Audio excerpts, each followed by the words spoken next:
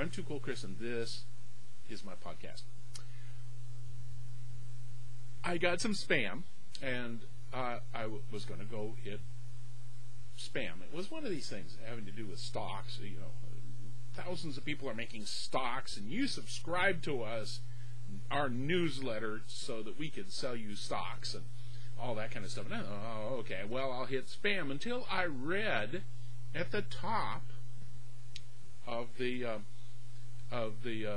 spam, and it says, please do not hit the spam button because you subscribe to us, and by hitting this, reporting us as spam, you are adversely affecting our business.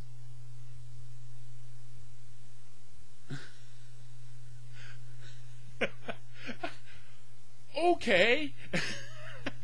I'm reporting you, and I'm Adley. And yes, please unsubscribe, because we know what, and it said right in this. This was the kicker. Don't be one of those culprits. That's the word they use. If you are one of those culprits that hit the spam button and adversely affect our business and report us as spam.